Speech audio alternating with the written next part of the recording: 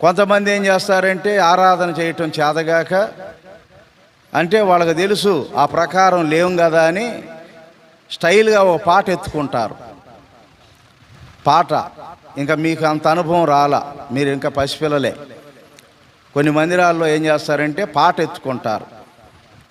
అసలు చేయాల్సిన కార్యక్రమం ఏంటి? పాటలు పాడేసాం, అయిపోయినాయి. మళ్ళీ ఆమె పాట పాడిద్ది ఏంటి? పాట పాడేటప్పుడే మందిరంలో కనపడదు ఏమి. పాటలు అయిపోయినాక, వాక్యం అయిపోయినాక వచ్చి అప్పుడు పాట పాడిద్ది అనమాట. ఎందుకంటే వాక్యం వినలేదుగా, ఏం ఆరాధన చేయాలామె?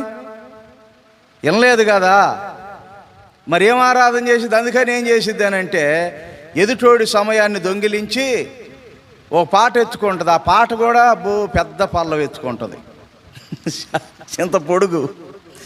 మళ్ళీ పల్లవ దగ్గరకు రాగానే ఈలోగా నలుగురు ఆరాధన చేయొచ్చు.